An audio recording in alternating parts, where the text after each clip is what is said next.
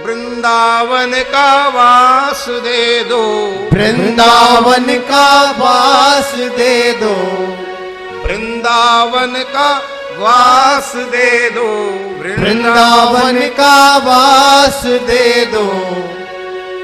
मेरे सिर पर हाथ रख दो राधा रानी, मेरे सिर पर हाथ रख दो राधा रानी, मेरे सिर पर हाथ रख दो राधा रानी, मेरे सिर पर हाथ रख दो राधा रानी।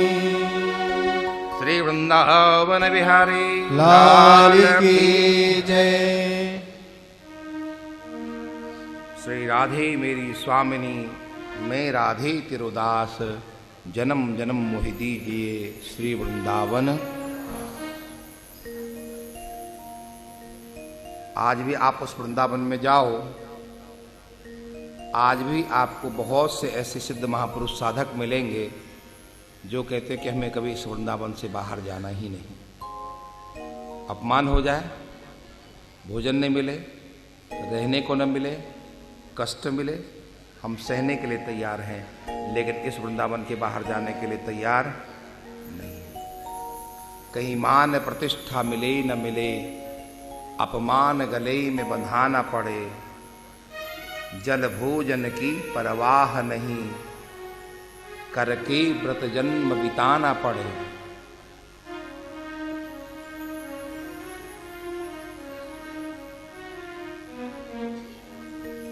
शांति से बैठो आप लोग, शांति से।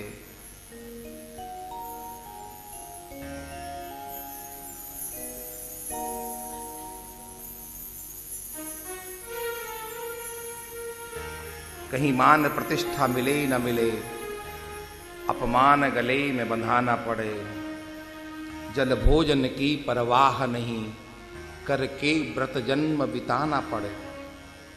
अभिलाष नहीं कुछ सुख दुख की, दुख नित्य अभिलाष नहीं कुछ भी सुख की, दुख नित्य नवीन उठाना पड़े। किंतु ब्रज भूमि के बाहर हे प्रभु हमें भूल कदापि न जाना पड़े। इस वृंदावन में रहें हम, इस ब्रज भूमि में ही रहें, इस वृंदावन से बाहर हम कहीं भी नहीं जाए। क्यों इतना महत्वपूर्ण वो वृंदावन है? वृंदावन के एक संत हैं श्री हरिदास जी महाराज। हरिदास कहते हैं कि हमारा वो वृंदावन इसलिए महत्वपूर्ण है, दुनिया में सर्वश्रेष्ठ वैकुंठ को कहा जाता है। आप सब जितने भगवत भक्त हैं वो वैकुंठ की कामना करते हैं कि नहीं, कि हमें वैकुंठ मिले? करते ना वैकुंठ की कामना?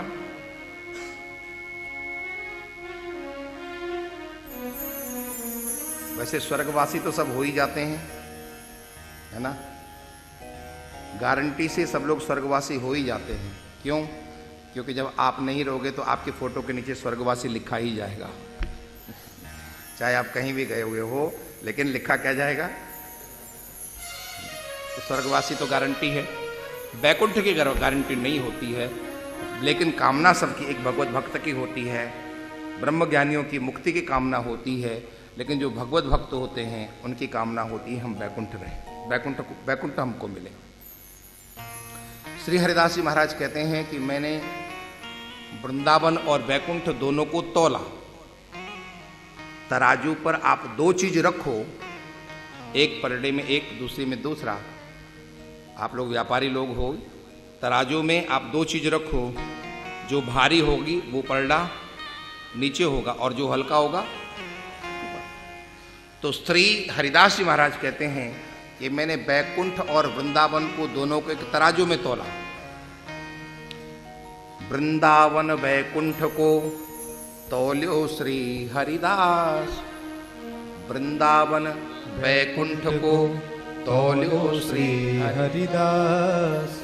भारी सो भू पर रह्यो, हल्क्यो उड्यो आकाश। वो वृंदावन भारी था, श्रेष्ठ था, इसलिए वो धरती पर रहा, और वो वैकुंठ हल्का था, इसलिए ब्रजवासी वैकुंठ की भी कामना नहीं करता है। मुझे नहीं चाहिए वो वैकुंठ, मुझे नहीं वो चाहिए वो स्वर्ग।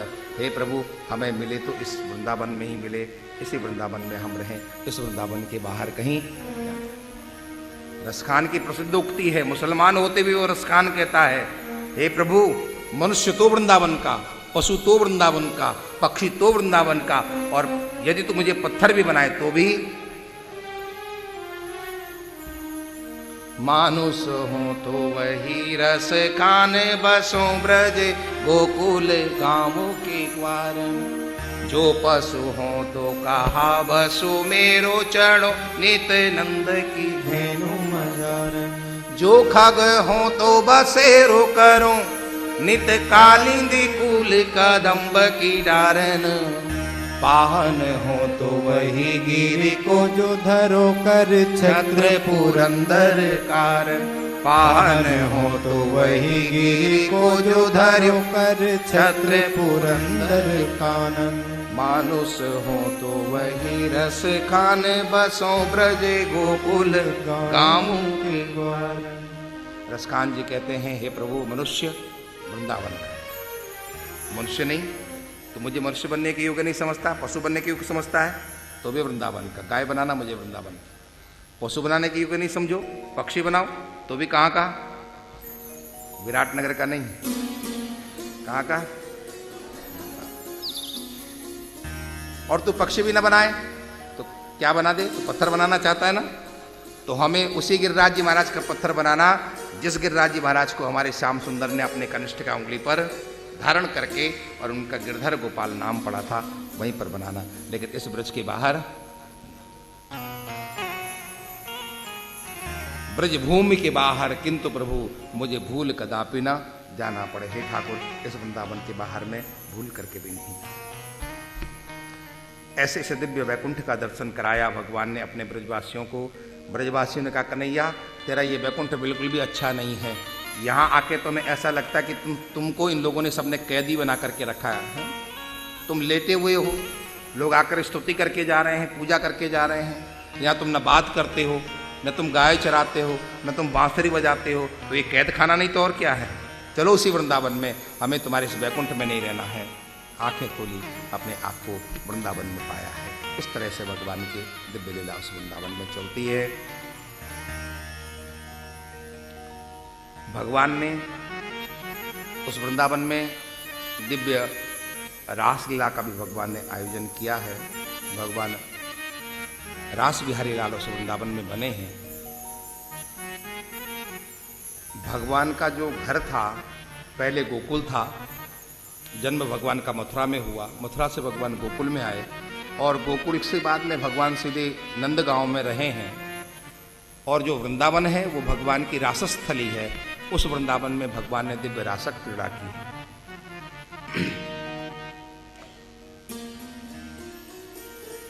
भगवान ने गोपियों को आवाहन किया और वो सभी गोपियां दौड़ती हुई चली आई हैं भगवान के पास। जिसको जैसा वस्त्र मिला है उसी वस्त्र को पहन करके सीधे वो भगवान की तरफ गई।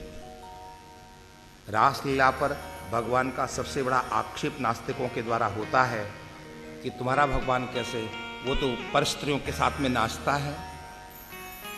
ऐसे लोगों के लिए यहाँ पर सुखदेव जी महाराज ने बहुत विस्तार से इस महारासलीला का वर्णन किया है। हे परीक्षित, इस महारासलीला में जो प्रवृत्त हो रहा है, इस महारासलीला का जो आयोजक है वो कोई साधारण मनुष्य नहीं है। वो कौन है? भगवानपि तहरात्रि शरदोत्फुल्ल मल्लिका वीक्षरंतुम मनश्चक्रे योग मायाम उपाश्रितः। हे परीक्षित, इस रासलीला का आयोजन करने वाला कौन है? भगवान है। भगवान शब्द के साथ शुरू किया रासलीला, जहां का प्रसंग प्रारंभ किया भगवान शब्द के साथ शुरू किया। मतलब कौन? इसका आयोजक कौन है? भगवान। मैं आपसे पूछूं, कोई शराबी व्यक्ति कोई आयोजन करे, कोई शराबी व्यक्ति आयोजन करे तो उसमें किसकी बहुतायत रहेगी? मजरा की ना। शराबी व्यक्ति शराब का आयोजन करेगा। कोई भक्त यदि कोई आयोजन करेगा, श्याम प्रेमी परिवार कराए, चाहे हमारे रंजीत जी कराएं, गुप्ता परिवार कराएं, राम भरोसे जी गुप्ता कराएं, ये कोई आयोजन कराएंगे तो आप क्या समझ के जाएंगे वहां कि कोई बहुत अच्छा धार्मिक कार्यक्रम होगा, तभी तो जाओगे ना, क्योंकि पता है, स्वभाव पता है। ठीक उसी तरह से जब उस महारास लीला का वर्णन प्रारंभ करते हैं सुखदेव जी महाराज, तो राजा परीक्षित को सावधान करते हुए कहते हैं कि परीक्षित, मैं जिसकी रासलीला तुम्हें सुनाने के लिए जा रहा हूं वो कौन है? भगवान अपि तहारात्रि सरदोत्फुल्ल मल्लिका वीक्षरंतुम। उस महारासलीला में कौन प्रवृत्त हो रहा है? कोई साधारण जीवात्मा नहीं, उस रासलीला में भगवान प्रवृत्त हो रहे हैं, भगवान की धारा। तो ये रासलीला किसकी है? भगवान की। और भगवान किसका नाम है? भगवान उसका नाम है जिसके पास कभी अधर्म जा ही नहीं सकता है। जिस तरह से सूर्य के आगे वह अंधकार नहीं जा सकता है, ठीक उसी तरह से उस परमात्मा के आगे अधर्म भी नहीं जा सकता। तो रासलीला अधर्म की लीला तो हो ही नहीं सकती है। रासलीला तो जीव और शिव की दिव्य एकता का नाम ही रास। रास का मतलब क्या है? रास का मतलब है भक्ति करते करते करते करते करते करते जब उस पराकाष्ठा में पहुंच जाते हो अब कि जब आप भगवान को नहीं पुकारते हो, भगवान आपको पुकारता है, उस स्थिति का नाम है रास। भक्ति का प्रारंभ कहां से होता है? भक्ति का प्रारंभ है जब आप भगवान को पुकारते हो। ये क्या है? भक्ति का प्रारंभ है। और भक्ति की पराकाष्ठा कहां है? भक्ति की पराकाष्ठा है फिर भक्त भगवान को नहीं पुकारता है, बल्कि भगवान फिर भक्त को। बाबा मलुक ने लिखा है, माला जपू न कर जपू, माला जपू न कर जपू, जिह्वा जपू न राम, मेरा सुमिरन हरि करे मैं पायो विश्राम। उस स्थिति को रास स्थिति कहते हैं, जिस समय आप भगवान का नाम नहीं बल्कि भगवान आपका नाम ले, उस स्थिति को रासलीला कहते हैं। अब आप सोचो तो ये तो बहुत अच्छी बात है, महाराज सीधे हमें रास में ले जाओ ना, भगवान का नाम क्यों लेना पड़े? कितनी अच्छी बात है कि भगवान आपका नाम ले। अच्छा लगेगा कि नहीं लगेगा? लगेगा? आप लोग हाना नहीं बोल रहे कुछ। अच्छा लगेगा कि नहीं? मुझे सुनाई नहीं दे रहा है। अच्छा लगेगा? पीछे से आवाज नहीं आ रही है। भगवान अपि तहारात्रि सरदोत्फुल्ल मल्लिका। आज भगवान ने उस दिव्य वृंदावन को देखा है, उस दिव्य रसस्थली को देखा है, यमुना को देखा है, और भगवान ने दिव्य यहाँ पर महाराज का संकल्प किया है, और भगवान का वो दिव्य महाराज उस वृंदावन में हुआ है।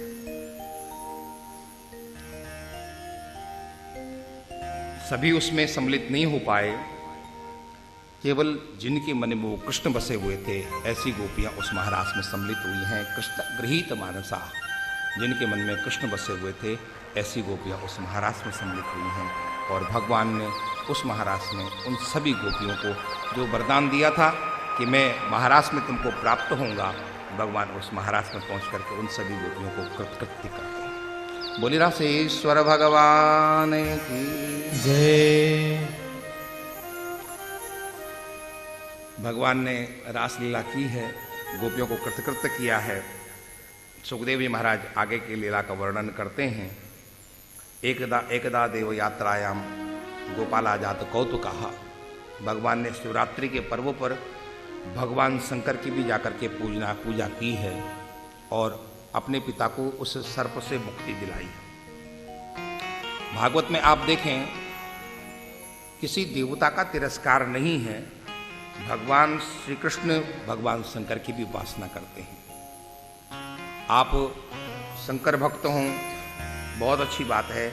आपकी अपने इष्ट के प्रति निष्ठा होनी चाहिए, लेकिन दूसरे के इष्ट की आपको निंदा करने का अधिकार नहीं है। सावधान रहना इस बात में। यदि आप अपने इष्ट की प्रशंसा करते हो और दूसरे के इष्ट की निंदा करते हो, तो आपका इष्ट कभी भी आपसे प्रसन्न हो नहीं सकता है। शंकर भक्त राम भक्तों की, कृष्ण भक्तों की निंदा करें, या कृष्ण भक्त शंकर भक्त या देवी भक्तों की निंदा करें, उचित नहीं है। आप अपने अपने इष्टों की सेवा पूजा करते चले जाओ, लेकिन दूसरे के इष्ट की निंदा करना ये आपको शोभा नहीं देता, ये आपके हित में नहीं। भगवान ने वहाँ पर अपने माता पिता के साथ भगवान शंकर की पूजा की है शिवरात्रि के पर्व पर, और अपने पिता को उस सर्प से भी मुक्ति दिलाई। इधर कंस परेशान है कि मेरा वो कौन सा शत्रु है जो समझ में नहीं आता है। मैं जिसको भी भेजता हूँ वो लौट के बताता नहीं है कि मेरा शत्रु कौन है। जो भी जाता है वहीं उसका गोविंदाई नमो नमः हो जाता है।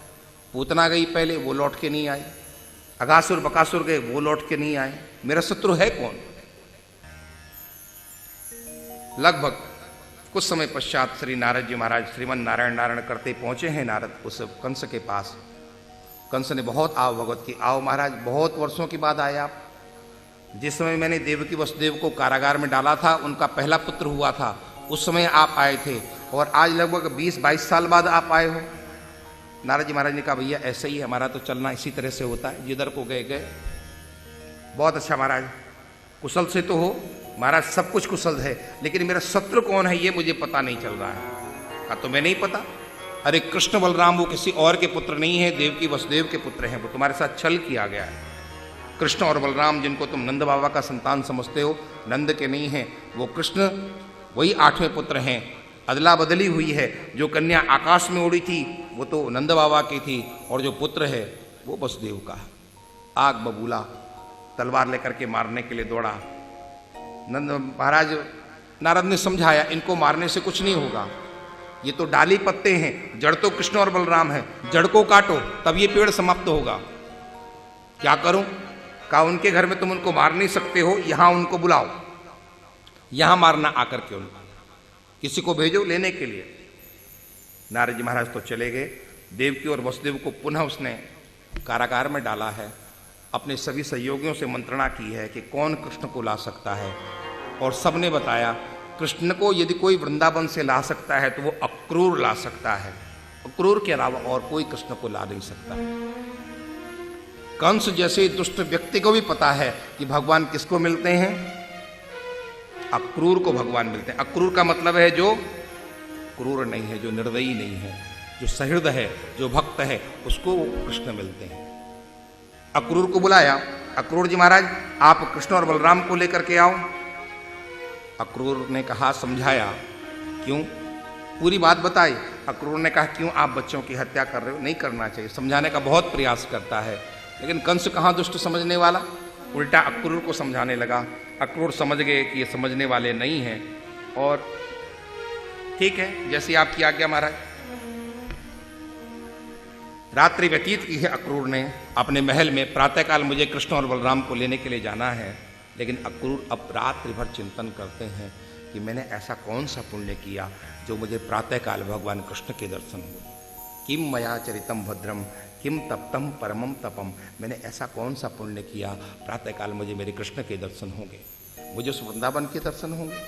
शास्त्र कहते हैं संत और गुरु कृपा से फिर भगवान के दर्शन होते हैं, लेकिन मुझे गुरु कृपा संत कृपा से भगवान के दर्शन नहीं हो जा रहे हैं, एक दुष्ट की वजह से हो रहे हैं। कौन सा मेरा ऐसा सौभाग्य उदय हुआ?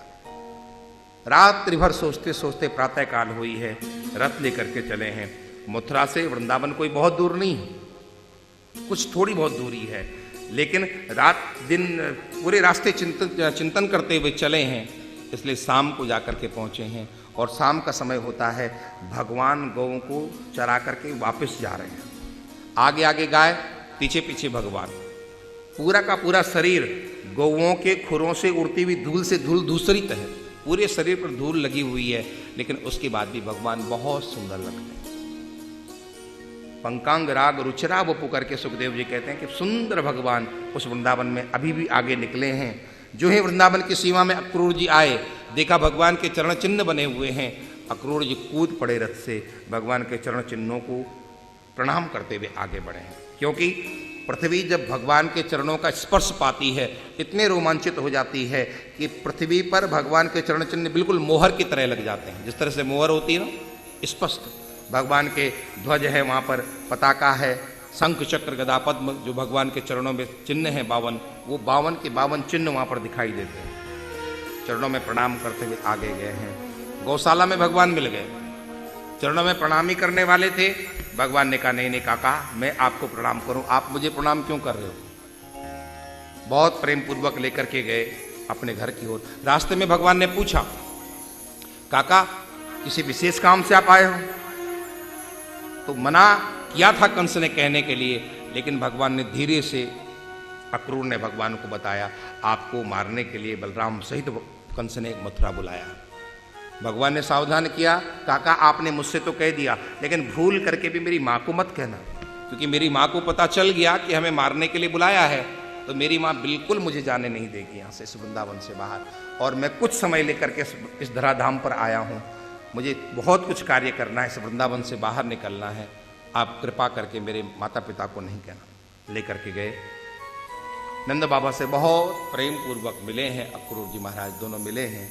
और भागवत में ऐसा वर्णन सुखदेव जी ने कहा है, नंद बाबा कहते हैं, हे अक्रूर तुम्हारी खुशी की बात मैं क्या कहूँ, तुम तो जिस तरह से कसाई के पास वो भीड़ रहती है, ठीक उसी तरह से तुम्हारा भी निवास उस कंस के पास है। बहुत प्रेम से चर्चा की, बाद में पूछा क्यों आए हो, तो बताया कि मैं आप लोगों को भी महाराज कंस ने बुलाया है मथुरा नगरी में, धनुष यज्ञ का आयोजन है, और कृष्ण बलराम को लेने के लिए विशेष रूप से मुझे भेजा है रथ सहित। बाबा ने कहा, भैया महाराज की आज्ञा है, मैं तो जरूर चलूंगा, लेकिन कृष्ण बलराम को जाने के लिए तुम्हें यशोदा से अनुमति लेनी पड़ेगी। अक्रूर गए हैं, माँ यशोदा से पूछा है, माँ ले जाऊं मैं कृष्ण बलराम को? सुनते ही माँ ने कहा, नहीं बिल्कुल नहीं, मेरा पुत्र उस दुष्ट के यहाँ जाएगा, मेरा पुत्र थोड़ा सा नटखट है और वो कंस बहुत दुष्ट है, उसने थोड़ी सी भी यदि कुछ अपना वो नटखट अपना किया तो वो कंस उसको दंड देगा, मुझे मेरे पुत्र को नहीं भेजना। माँ ने मना किया। अक्रूर ने आकर के बताया, महाराज आपकी माँ ने मना कर दिया, अब आप नहीं जा सकते हो, मैं प्रयास करता हूँ, भगवान ने कहा। भगवान पहुँचे हैं, माँ भोजन करा रही है, भगवान भोजन कर रहे हैं। माँ मैं आज 11 साल का हो गया हूँ, मेरे सभी मित्र पता नहीं कहाँ कहाँ घूम करके आ गए हैं, और मैं इस 11 वर्ष में इस वृंदावन से बाहर नहीं निकला हूँ। बहुत सुंदर मथुरा नगरी में मेले का आयोजन है, मैं जाता हूँ कल, और माँ परसों तो लौट के आ ही जाऊँगा, परसों आगमिष्यामि।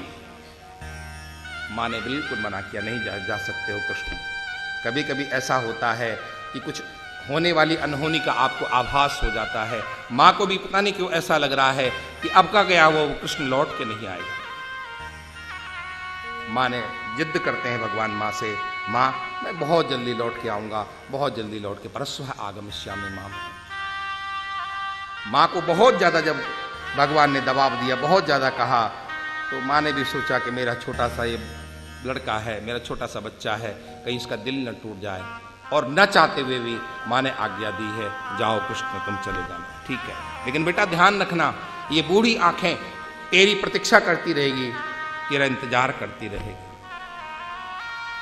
भगवान ने आकर के अपने ग्वाल बाल सिखाओं से कहा, चलो चलना है मथुरा नगरी, सब लोग तैयार हो जाओ। ये खबर जो ही ब्रजगोपियों को पड़ी है, सुखदेव जी कहते हैं कि परीक्षित, जिस तरह से उस महारास में वो ब्रजगोपियां इकट्ठी हुई थी, अब पुनः वो पूरी की पूरी ब्रजगोपियां उस यमुना किनारे फिर इकट्ठी हुई, पूछती एक दूसरे से, मैंने सुना है कृष्ण कल जा रहे हैं, तूने भी सुना है क्या? हाँ मैंने भी सुना है। तीसरे से पूछती हैं, तुझे भी पता है क्या कृष्ण जा रहे हैं? हाँ मैंने भी सुना है। और एक दूसरे से वो पूछती जाती हैं, कन्फर्म करती जाती हैं, और जब ये पक्का हो गया है कि हाँ कृष्ण कल जाने वाले हैं, तो सब एक साथ बैठ गई हैं। और यहाँ पर कहते हैं, कृष्ण विरसक्त मानसाहा, सभी गोपियों के आंखों में अश्रुपात होने लगा, कृष्ण हमको छोड़ के जा रहे हैं। एवं ब्रुवाणा बृहातुराभृशम ब्रजस्त्रियः कृष्ण विसक्त मानसाहा, कृष्ण हमको छोड़ के जाएंगे। एक कहती है, हे विधाता, तुझे जब ये वियोग करना ही होता है तो तू संयोग क्यों कराता है? न तो हमें कृष्ण से मिलाता, और न हमें आज ये वियोग का देखना पड़ता, ना हमें ये कृष्ण के याद में रोना पड़ता। हे अक्रूर, तेरा नाम अक्रूर किसने रखा? तू परम क्रूर है, जो हमको हमसे हमारी आंखों को लेके जा रहा है। ये कृष्ण बलराम नहीं है, हमारी दो आंखें हैं, और इन दो आंखों को लेके जा रहा तू हमसे। किसी को मार देना ये उसके लिए बहुत बड़ी सजा नहीं है, किसी को मार देना ये उसके लिए बहुत बड़ी सजा नहीं है, लेकिन यदि किसी की आंखें निकाल दी जाए तो इसके लिए बहुत बड़ी सजा है। आपने मार दिया, एक बार में वो मर गया, लेकिन किसी की आंखें निकल गई तो वो जीवन भर पग पग पर, वो पल पल पर वो मरता रहेगा, दुख पाता रहेगा। ये कृष्ण बलराम हमारी आंखें हैं और इन आंखों को तू लेकर के हम जा रहा है। क्या हमें यहां मरने के लिए छोड़ के जा रहा है? तू पल पल में मरने के लिए छोड़ करके जा रहा है। हे विधाता, तो कितना कठोर है। हे प्रातःकाल के सूर्य, तुम उदय होगे तो इस वृंदावन के लिए तुम दुख का भाग्य लेकर के उदय होगे और मथुरा वासियों के लिए सुख का भाग्य लेकर के उदय होगे तुम, क्योंकि प्रातःकाल ये मथुरा जाएंगे और मथुरा वासियों को सुख मिलेगा। क्या हमें छोड़ करके जा रहे हैं? एक गोपी वहां पर खड़ी हो गई और उसने कहा कि सखियों, तुम लोग इस तरह से कृष्ण के लिए रो रही हो, यदि किसी ने देख लिया तुम्हारे परिवार वालों ने तो फिर तुम्हारा क्या होगा?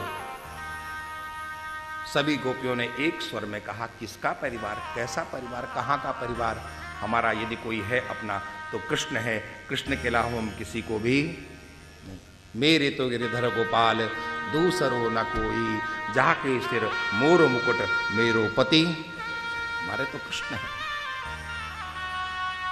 इस तरह से पूरी रात्रि विसृज लज्जाम रुदुस सुस्मरम, लज्जा को छोड़ करके उन सब स्त्रियों ने उस वृंदावन में कृष्ण के लिए रुदन किया है। रात्रि भर रुदन में वो निकली है। प्रातःकाल का सूर्य उदय हुआ है। माँ तैयार करती है भगवान कृष्ण को, अपने हाथों से माँ ने तैयार किया है। मोरपुच्छ धारण कराया है, भगवान को टीका लगाया है, माखन मिश्री खिलाई है और माँ कहती है, कृष्ण जल्दी लौट के आना, तुम जल्दी लौट के आना। माँ ने क्षमा मांगी है, कृष्ण तुम मुझे क्षमा करना। किस बात की क्षमा? तुम्हें मैंने उखल से बांधा सब था बेटा, मुझे क्षमा कर देना। भगवान ने कहा, मां मैं उस उखल बंधन को तो भूल नहीं सकता, मुझे दुनिया में कोई बांध नहीं सकता है। मैं बंधन से परे हूं, बंधन से विमुक्त, मुझे कोई बांध नहीं सकता है। मैं असीम हूं, मेरी कोई सीमा नहीं है। जिसकी सीमा हो उसको बांधा जा सकता है। मैं सीमा से परे असीम हूं, मुझे कौन बांध सकता है मां? लेकिन तब भी तूने बांधा है मां, तेरे उस प्रेम ने मुझे बांधा है, मैं उसको कैसे भूल सकता हूं? मां ने विदा किया है भगवान कृष्ण को, जाने के लिए तैयार हैं। बाबा सूर ने लिखा है, मां चारों तरफ देखती है, कोई तो मेरे जाते हुए इस कृष्ण को रोके। कह नहीं पा रही क्योंकि कह चुकी तुम जाओ, लेकिन किसी और की तरफ देखती मां आशा भरी दृष्टि से कि कोई तो इस जाते हुए कृष्ण को रोके, लेकिन कोई रोकता नहीं। कृष्ण को कौन रोके, सभी तो रो रहे हैं। कृष्ण बैठने वाले थे, सामने राधा रानी दिखाई दी है। राधा के पास कृष्ण गए हैं, अपनी काली कामर दी है राधा को, अपनी बंसी दी है। हे राधे के परित्राणाय साधु नाम का मेरा कार्य पूरा हुआ है, अब मैं विनाशाय च दुष्कृताम के लिए जा रहा हूँ।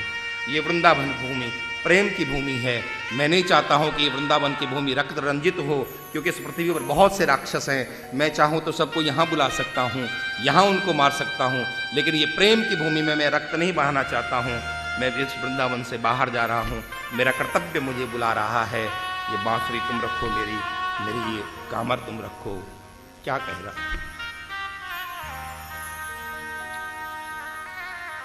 आंखों में झरझर आंसू है मां देवी राधा के, रो रही है राधा। कृष्ण की आंसुओं में भी आंसू है। बैठे हैं भगवान कृष्ण। अक्रूर काका से कहा कि काका ले चलो इस रथ को वृंदावन के बाहर। कहाँ ले चलो? सामने तो देखो, हजारों हजारों गोपियां वहां पर खड़ी हैं। कृष्ण तुम हमें छोड़ कर नहीं जा सकते हो। और अक्रूर तुम्हें ज्यादा ले जाने की जल्दी है ना? तुम्हारे रथ के पहिए के नीचे हम लोग आ जाएं, हमारे ऊपर से तुम ले जाओ, लेकिन जीवित रहते हुए कृष्ण को तुम हमारे जीवन से ले जाओ, ये संभव नहीं। भगवान कृष्ण ने संदेश भिजवाया है, देवियों आज मैं जा रहा हूँ, परस्व आगमिष्यामि, मैं जल्दी लौट करके आऊँगा। और ऐसा संदेश दे करके अक्रूर से कहा, काका जल्दी ले चलो, क्योंकि अभी ये गोपियाँ रो रही है ना, तो अभी ये छोटे मोटे आंसू हैं। हम लोग कुछ देर और यहाँ पर रुके तो आंसू का ये सागर यहां पर हो जाएगा और इस सागर को पार करने की हिम्मत मेरी भी नहीं है। चलो जल्दी लेकर के भगवान कृष्ण के रथ को चले हैं। अक्रूर जी महाराज रो रही हैं गोपियां, कृष्ण तुम छोड़ के नहीं जा सकते हो, नहीं जा सकते हो, नहीं जा सकते हो। भगवान कृष्ण का रथ चला है। गोपियों को अभी भी ये आशा है कि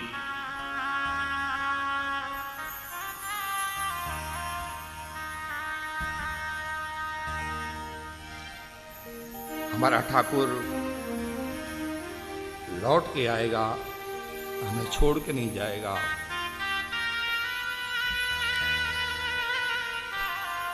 पीछे पीछे गोपियां, आगे आगे भगवान का रथ।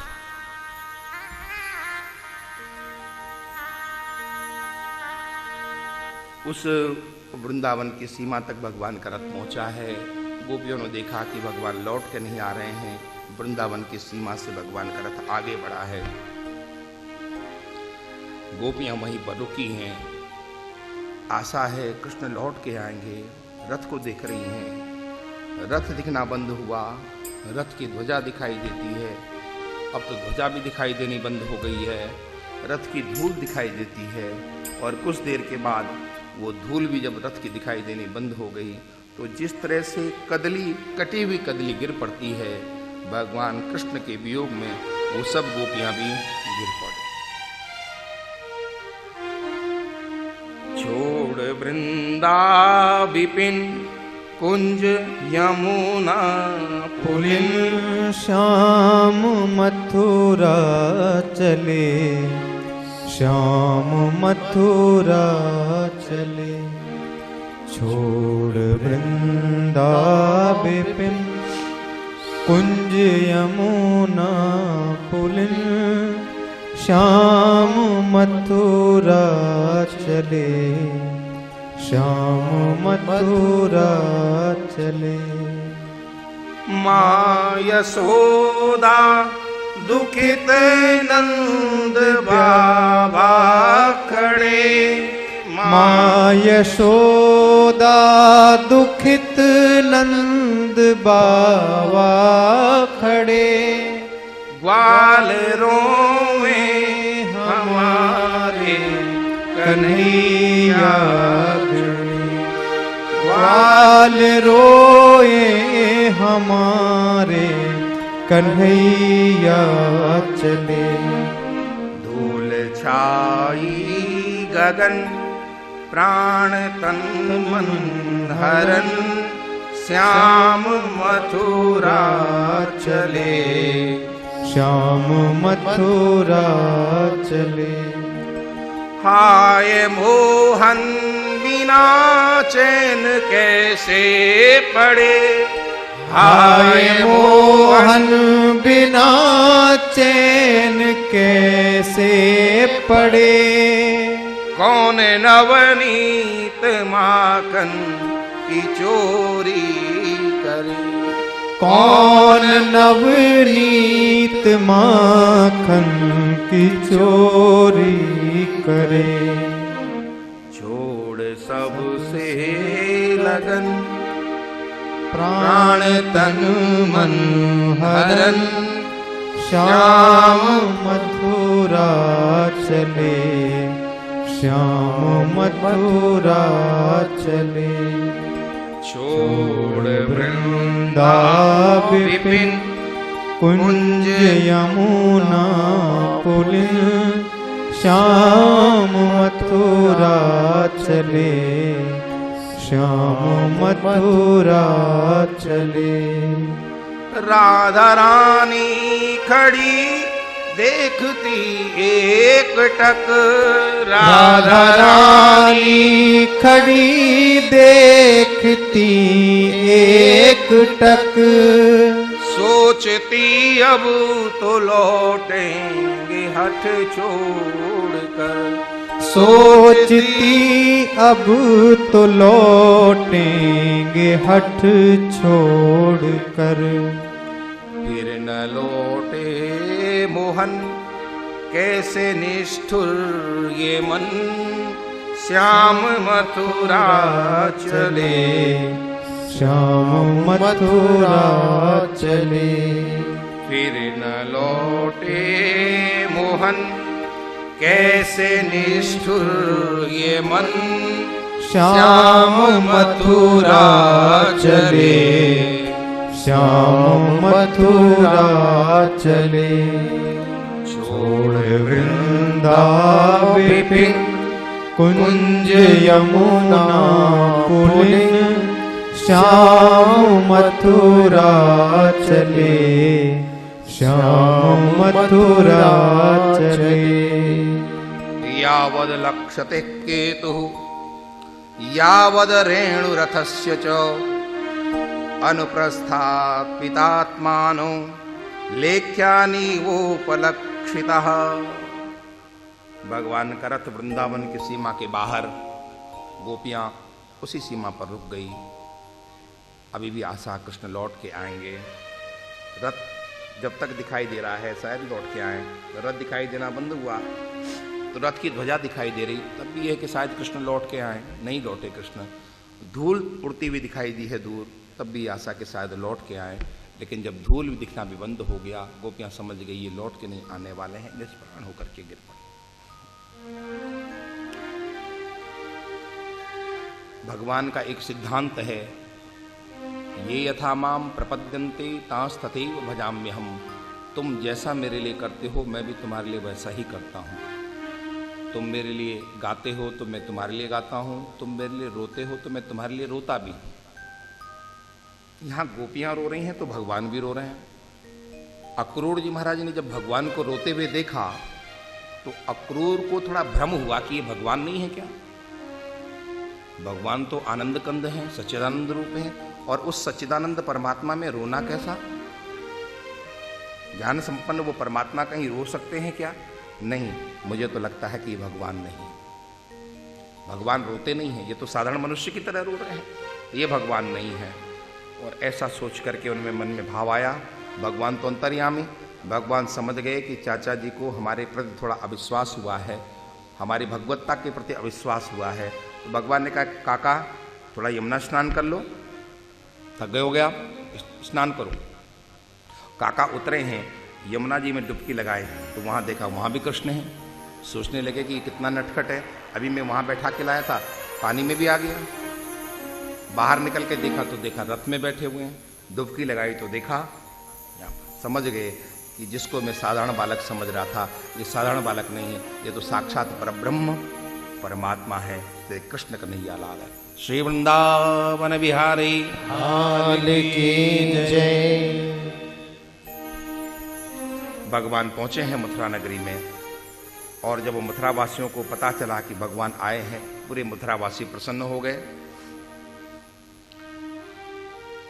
अक्रूर जी महाराज ने भगवान को बाहर रुकाया, जहां नंद बाबा थे, बाहर बगीचे में। स्वयं महाराज कंस को सूचना देने के लिए पहुंच गए कि मैं कृष्ण और बलराम को लेकर के आया हूं। इधर कंस तैयारी में है और इधर भगवान भी तैयारी में है। भगवान ने रात्रि विश्राम किया है और दूसरे दिन पिताजी से कहा कि बाबा हम थोड़ा देखें आए मथुरा नगरी। मना किया है बाबा ने, नहीं तुम नहीं जा सकते। क्यों? अरे ये तेरा वृंदावन नहीं है, तेरा ये गोकुल नहीं है, तेरा ये नंदगांव नहीं है, ये तो कंस की नगरी है, यहाँ तेरा उत्पात नहीं होगा। बाबा मना किया तो निराश हो गए। दाऊ जी से कहा, दाऊद तुम थोड़ा सिफारिश कर दो। तो दाऊ जी महाराज ने सिफारिश की है, तब भगवान को मथुरा नगरी में जाने का आदेश मिला है। कैसे विचित्र भगवान की लीला है कि भगवान को पिता का भरोसा नहीं, भगवान पर नहीं, ये बहुत उत्पात है। राम जी पर तो बहुत विश्वास है, गुरु महाराज का सबका विश्वास है, लेकिन वही राम जब यहाँ पर श्याम बन करके आए हैं तो पिता का भी भरोसा नहीं है, नहीं तुम नहीं जा सकते। तो दाऊ जी महाराज ने, बलराम जी महाराज ने भगवान का वहाँ पर गारंटी लेगी।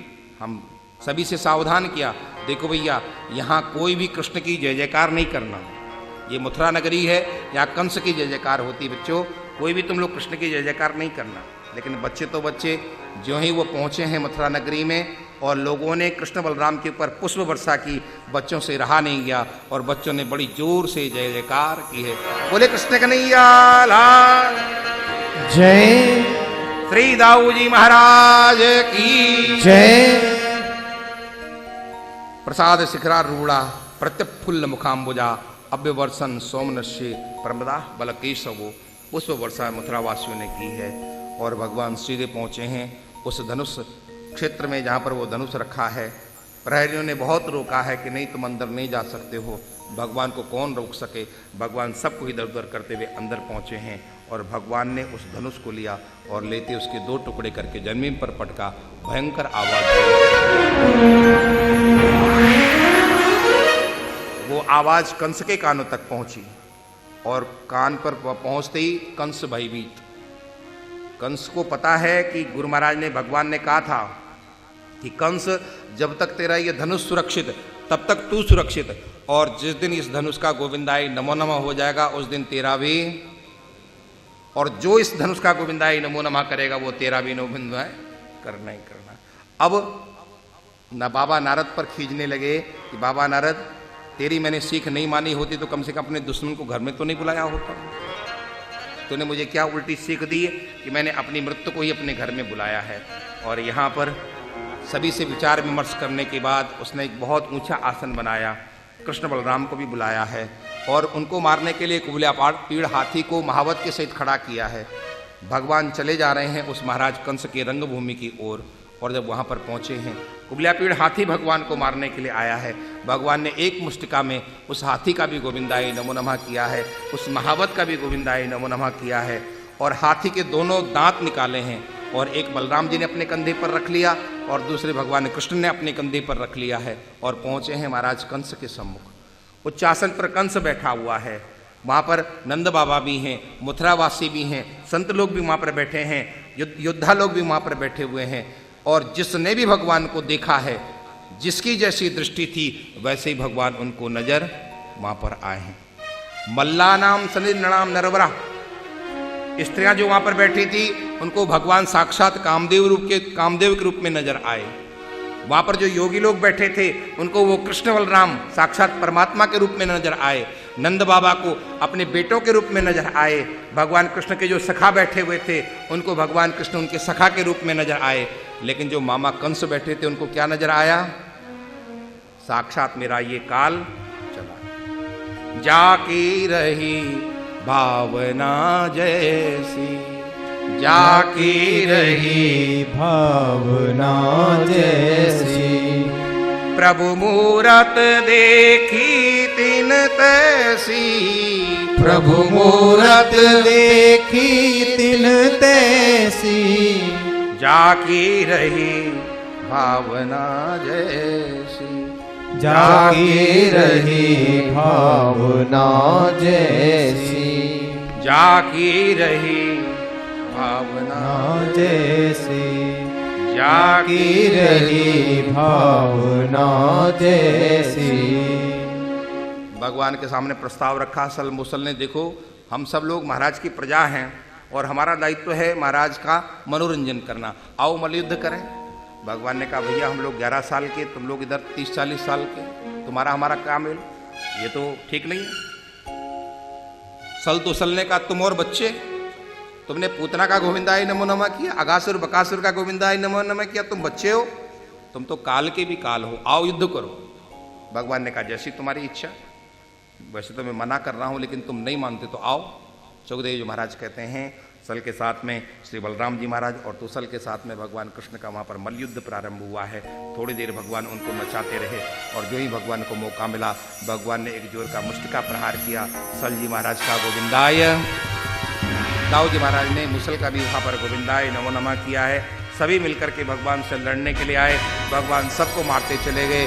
जब कोई योद्धा नहीं बचे, कंस चिल्लाने लगा इस कृष्ण को मारो, इस बलराम को मारो, नंद को मारो, मेरे पिता कृष्ण को मारो, वसुदेव को मारो, देवकी को मारो। भगवान ने कहा मामा क्यों चिल्ला रहे हो, मैं तुम्ही को मार देता हूँ ना, इतने लोगों को मारना क्यों पड़े, अकेले तुझे को मार देता हूँ तो काम बराबर हो जाए। ऐसा कहकर के देवकी सुत भगवान ने एक जोर की छलांग लगाई, पहुंचे हैं कंस के पास। कंस भगवान को मारने के लिए दौड़ा है, लेकिन सुखदेव जी कहते हैं जिस तरह से गरुड़ सर्प को पकड़ लेता है, भगवान ने भी उस कंस के केस पकड़े हैं, पृथ्वी पर पटका है, संपूर्ण विश्व का भार अपने अंदर आवाहन करके भगवान ने उस कंस के ऊपर एक जोर की छलांग लगाई और लगाते उसका गोविंदाय बोले कंस निकंदन भगवान की जय। आप लोग गोविंदाय नमो नमः बोलने में कंजूसी करते हो, डर लगता है क्या? डर लगता है? मुझे लगता है लग रहा है आप लोग बहुत जोरदारी से नहीं कह रहे वहां। डर लगता है? चलो नहीं लगता तो एक बार जयकारा बोल दो तो पता चले कि आपको। गोविंदाय। याद रखना यही आपके काम आने वाला है। भगवान ने कंस का वध किया है, देवताओं ने भगवान की जय जयकार की है। बाद में भगवान ने अपने नाना उग्रसेन को गद्दी पर बैठाया है। स्वयं भगवान गद्दी पर नहीं बैठे हैं, पढ़ने के लिए गुरुकुल की ओर गए हैं और वहाँ से अपने गुरु महाराज को गुरुपुत्र दक्षिणा में दे करके भगवान वापस लौट करके आए हैं। और उसके बाद भगवान ने श्री उद्धव जी महाराज को भी वृंदावन भेजा, उनको भी ज्ञान का वहाँ पर भक्ति का रंग से रंगा उनको भी। और इसके बाद जरासंध आया है भगवान के मथुरा नगरी पर आक्रमण करने के लिए। भगवान ने सभी राक्षसों को मारा है, जरासंध को छोड़ा। 17वीं बार कालयवन आया है, भगवान ने मथुरा नगरी छोड़ने का समय निश्चित किया कि अब इस मथुरा नगरी में रहना नहीं। भगवान ने दिव्य द्वारिका नगरी का निर्माण किया और अपने सभी मथुरा वासियों को पहुंचाया द्वारिका। और भगवान स्वयं रण छोड़ करके भागे हैं। पीछे पीछे कालयवन चिल्लाता है, अरे तू कैसा योद्धा है, रण छोड़ करके भाग रहा है, पीठ दिखा करके भाग रहा है, पूरी दुनिया तुझे रण छोड़ कहेगी। भगवान ने कहा कोई चिंता नहीं है। लोग मुझे माखन चोर कहते हैं, कपड़ा चोर कहते हैं, मणि चोर कहते हैं, तो रण छोड़ भी कह देंगे तो कौन सी बड़ी बात है। और आज भी रण छोड़ के रूप में भगवान की हम जय जयकार ही करते हैं। आज भी भक्त लोग रण छोड़ के रूप में भगवान की जय जयकार करते हैं। क्यों? क्योंकि भगवान का सब कुछ अच्छा है। आप अधरम मधुरम गाते हो, उसमें लिखा हुआ है भगवान का अधरम मधुरम वदनम मधुरम नयनम मधुरम हसितम मधुरम हृदयम मधुरम गमनम मधुरम मधुराधिपतेरखिलम। सब कुछ भगवान भाग करके गए हैं, प्रवर्षण पर्वत पर चढ़े हैं और वहीं से भगवान ने छलांग लगाई है, द्वारिका में पहुंचे हैं और भगवान हो गए द्वारिका। बड़े भाई श्री बलराम जी महाराज का विवाह रेवती के साथ में हुआ है, वो रेवती रमण कहलाए हैं, लेकिन अभी भगवान का कोई विवाह नहीं हुआ है। महाराष्ट्र में विदर्भ है जिसके राजा भीष्मक हैं, उनके 5 पुत्र हैं, 1 पुत्री है, विवाह योग पुत्री है। नारद जी महाराज से सुना है कि भगवान श्री कृष्ण सर्वश्रेष्ठ हैं। अपने पति के रूप में भगवान श्री कृष्ण को देखती है रुक्मणी, लेकिन जो बड़ा भाई शिशुपाल है, सेनापति है, उसने अपनी बहन का विवाह निश्चित कर दिया है अपने मित्र शिशुपाल के साथ में। पता भी नहीं, न बाप को पता है न बेटी को पता है किसके साथ में बारात आने वाली है। बेटे ने आकर के सूचना दी, पिताजी परसों बारात आने वाली है, आप स्वागत के लिए तैयार रहिए। किसकी बारात बेटा? मेरे बहन रुक्मणी की। अरे भैया, न बाप को पता न बेटी को पता और बारात भी आ रही। तो बाप को क्या बताना, आप बूढ़े हो चुके हो। नई पीढ़ी कहती है ना, आपको क्या बताना है। विरोध नहीं कर पाए हैं श्री भीष्मक जी महाराज। क्यों? क्योंकि ये सेनापति था। सोचा यदि कहीं मैंने इसका विरोध कर दिया तो ये तख्ता पलट कर देगा। जिस तरह से कंस ने अपने पिता उग्रसेन को गद्दी में कारागार में डाला, मुझे भी डाल देंगे। विरोध नहीं किया, लेकिन रुक्मणी स्वीकार नहीं कर पाई। रुक्मणी कहती है मैं तो विवाह करूंगी तो केवल कृष्ण के साथ में करूंगी, कृष्ण के साथ और किसी के साथ विवाह का सवाल ही नहीं होता है। भाभी ने पूछा, खुशी नहीं तुम्हें विवाह की? नहीं, मैं तो विवाह कृष्ण के साथ में करना चाहता हूं। ठीक है, करना चाहती हो तो पत्र लिखो। भगवान कृष्ण के लिए पत्र लिखा 7 श्लोकों का। हे कृष्ण, मैं आपकी हूँ और आप मुझे अपनाने के लिए आए। ब्राह्मण वो पत्र लेकर के गया है और पत्र द्वारिका में पहुँचा है। और जब वो पत्र वहाँ पहुँचा है तो उसके बाद भगवान रुक्मणी को हरण करने के लिए द्वारिका उस कुंडनपुर में आए हैं। और जो ही ब्राह्मण ने आकर के सूचना दी देवी रुक्मणी को कि आपका हरण करने के लिए भगवान आ चुके हैं, अब देवी रुक्मणी प्रसन्न हुई हैं और अब देवी रुक्मणी ने बहुत सुंदर श्रृंगार किया है। आइए, हमारी ये बुद्धि भी रुक्मणी है और इस रुक्मणी के पति भी भगवान हैं। हम अपनी इस बुद्धि का श्रृंगार करें। देवी रुक्मणी ने कितना सुंदर श्रृंगार किया है, हम भी अपनी इस बुद्धि का श्रृंगार करें कि ये बुद्धि परमात्मा की हो सके। भाव और आप इस कथा में बैठे हैं, भाव और श्रद्धा के साथ में आइए हम भी अपनी इस बुद्धि रूपी रुक्मणी का श्रृंगार करते हैं।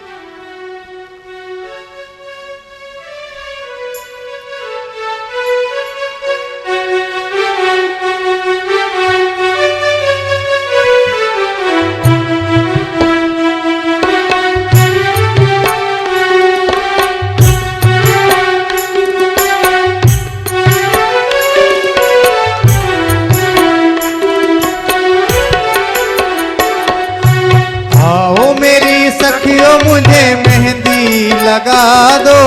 आओ मेरी सखियों मुझे मेहंदी लगा दो। मेहंदी लगा दो, मुझे ऐसी सजा दो।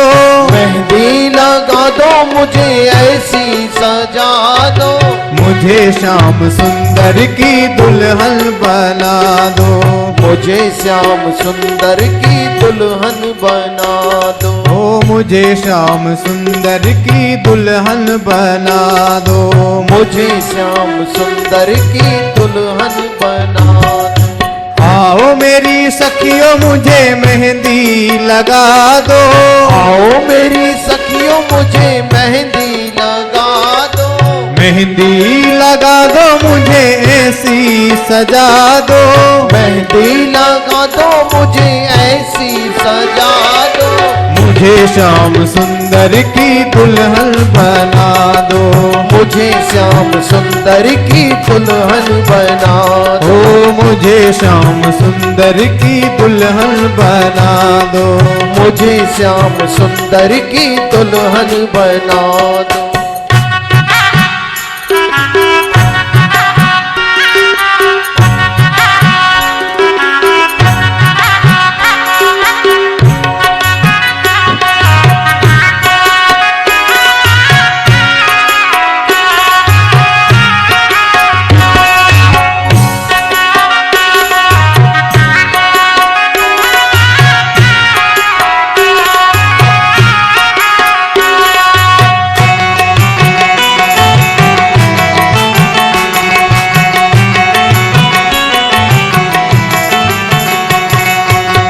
सत्संग में मेरी बात चलाई।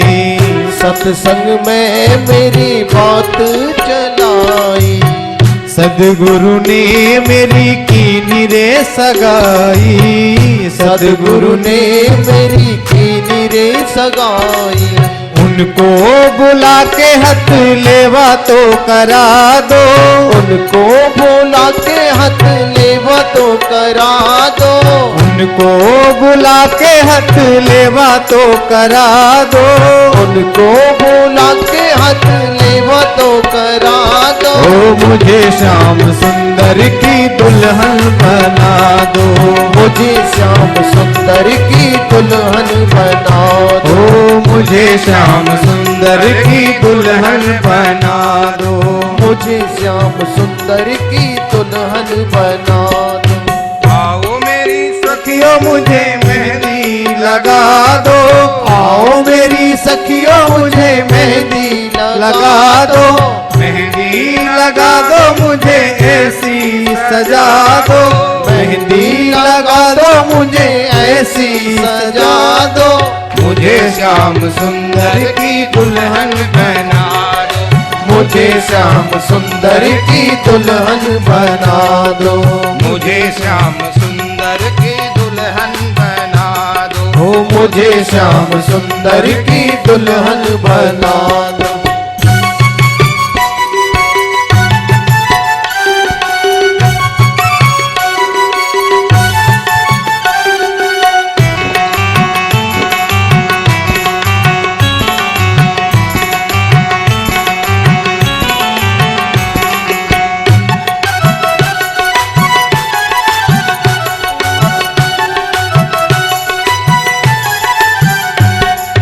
ऐसी पहनू चूड़ी जो कबहू न टूटे। ऐसी पहनू चूड़ी जो कबहू न टूटे। ऐसा बरू दूल्हा जो कबहू न छूटे। ऐसा बरू दुल्हा जो कबहू न छूटे। ऐसी पहनू चूड़ी जो कबहू न टूटे। ऐसी पहनू चूड़ी जो कबहू न टूटे। ऐसा बरू दूल्हा जो कबहू न रूठे। ऐसा बरू दुल्हा जो कबहू न रूठे। अचल सुहाग की बिंदिया लगा दो। चल सुहाग की बिंदिया लगा दो। ओ मुझे श्याम सुंदर की दुल्हन बना दो। मुझे श्याम सुंदर की दुल्हन बना दो। मुझे श्याम सुंदर की दुल्हन बना दो। मुझे श्याम सुंदर की दुल्हन बना दो।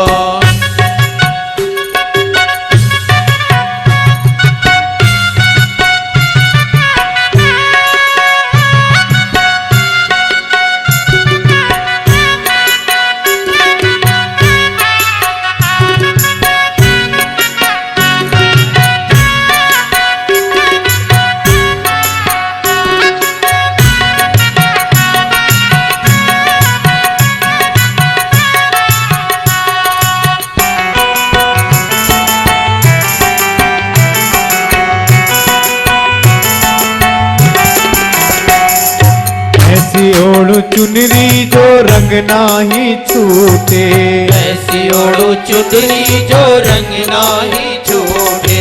ऐसी ओढ़ चुनरी जो रंग काही छूटे।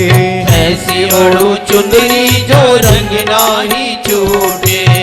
प्रीति का धागा जो कबहू न छूटे।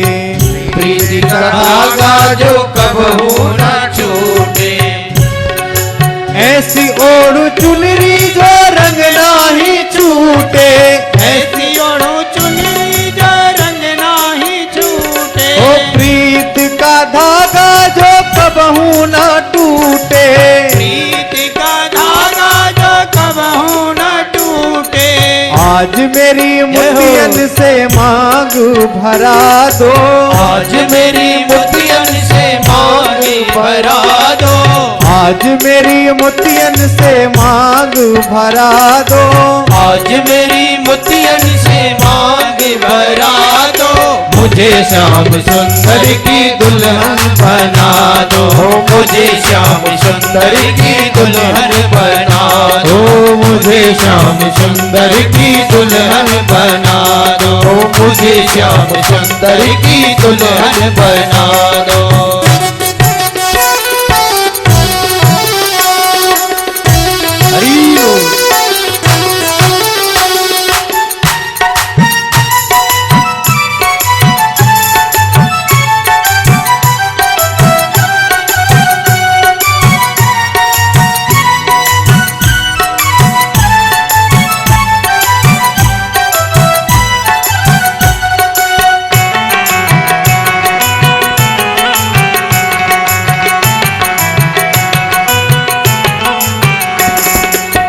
भक्ति का सुरमा मैं आंख में लगाऊंगी। भक्ति का सुरमा मैं आंख में लगाऊंगी। भक्ति का सुरमा मैं आंख में लगाऊंगी।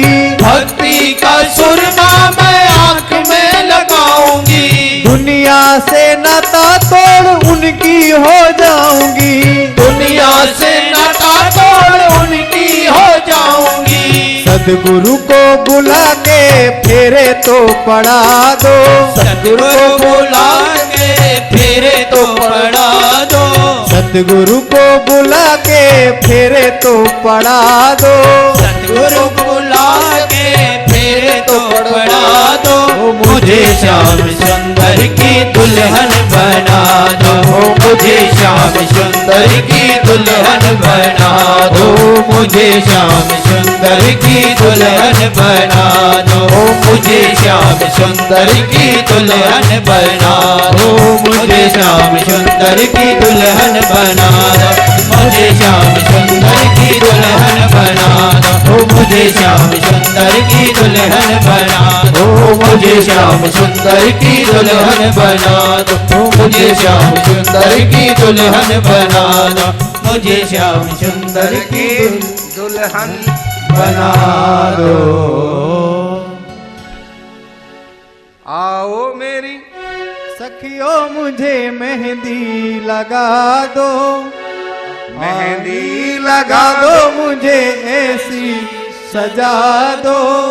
मुझे श्याम सुंदर की दुल्हन बना दो। मुझे श्याम सुंदर की दुल्हन बना दो। सुंदर श्रृंगार देवी रुक्मणी ने किया है और ये प्रतीक है आप हम सबको भी इसी तरह का सुंदर श्रृंगार अपनी इस बुद्धि का करना है और बुद्धि जिस दिन आपकी श्रृंगारित तो हो गई, सुंदर हो गई, उस दिन भगवान की हो गई है। यहाँ पर देवी पूजन के लिए चली है। और जिस तरह से रामचरितमानस में बाबा तुलसी ने लिखा है देवी सीता ने देवी की पूजा की है, ठीक उसी तरह से यहाँ पर भी देवी रुक्मणी ने माँ देवी के पूजन किया है और उसके बाद भगवान उसका हरण करके ले गए। बाबा तुलसी लिखते हैं, गई भवानी भवन बहोरी, गई भवानी भवन बहोरी, बंदी चरण बोली कर जोरी, बंदी चरण बोली कर जोरी, जय जय जय किशोरी, जय महेश मुख चंद्र चकोरी, जय गज बदन खड़ानन माता, जय गज बदन खड़ानन माता, जगत जननी दामिनी द्युति गाता, जगत जननी दामिनी द्युति गाता, नहीं तब आदि मध्य अवसाना, अमित प्रभाव वेद नहीं जाना, भव भव विभव पराभव कारिणी, विश्व विमोहिनी स्वबस विहारिणी। माँ ने भी आशीर्वाद दे दिया, मनु जाहिरात मिलई सोबर सहज सुंदर सामरो, करुणा निधान सुजान शील स्नेह जानत रावरो, यही भांति गौर अशीष सुनिसिय सहित ही हर्षित हरि, तुलसी भवानी पूज पुनि पुनि मुदित मन मंदिर चली, जान गौरी अनुकूल सिय हर्ष न जात कही, मंजुल मंगल मूल वाम अंग पर कन लगे, नमस्ते त्वाम्बिके वीक्षणम स्वसंतान युताम शिवाम, भूयात पत्र में भगवन कृष्णस्त्वदनुमोदताम। पूजन किया है और माँ ने भी आशीर्वाद दे दिया, बेटी तुम्हें कृष्ण ही पति रूप में वर्ण मिलेंगे पति। और पूजन करके बाहर निकले ही थे कि उधर से द्वारकाधीश दौड़े दौड़े आ गए, आ जाओ भगवान कहाँ हो। भगवान दौड़े दौड़े आए हैं और इधर से रुक्मणी पूजन करके निकल रही थी, पकड़ा है, नीचे उतरो बेटा नीचे उतरो। बोले रुक्मणी हरण भगवान की, जेहि कर जेहि पर सत्य स्नेहो, जेहि कर जेहि पर सत्य स्नेहो, जय कर जेहि पर सत्य स्नेहो, जेहि कर जेहि पर सत्य स्नेहो, सोते ही मिलहि न कछु संदेहो, सोते मिलई न कछु संदेहो, सोते ही मिलहि न कछु। संदेहो। सबके बीच से हरण करके भगवान लेकर के गए, कोई समझ नहीं पाया क्या हुआ। समझे तो जब रुक्मणी भगवान के साथ में चली गई, पता चला यहाँ पर रुक्मी बहुत क्रोध में भरा, लेकर के से माँ भगवान से लड़ने के लिए गया। भगवान ने सबको परास्त किया और सबको पराजित करते हुए भगवान पहुँचे हैं द्वारिका में। ऐसा वर्णन है कि द्वारिका में एक बार ये चर्चा का विषय बन गया कि ये क्या हुआ। फिर सबने निर्णय लिया कि अब आई चुकी है, बेटी लेकर के आई गए हैं कृष्ण, तब धूमधाम से विवाह होना चाहिए। रुक्मणी के पक्ष से कोई गया नहीं था, इसलिए द्वारिका में दो पक्ष बने, एक कन्या पक्ष बना, दूसरा लड़का का पक्ष बना और भव्य वहाँ पर विवाह संपादित हुआ है, संपन्न हुआ है। आइए हम भी भगवान के उस विवाह का दर्शन करते हैं। भगवान यहाँ बारात लेकर के आ रहे हैं और हम देवी रुक्मणी और भगवान का विवाह का दिव्य दर्शन करेंगे। आइए प्रेम सहित भगवान के उस विवाह का हम उस झांकी का दर्शन करें। भगवान बारात लेकर के आ रहे हैं। आइए भगवान बारात लेकर के आइए।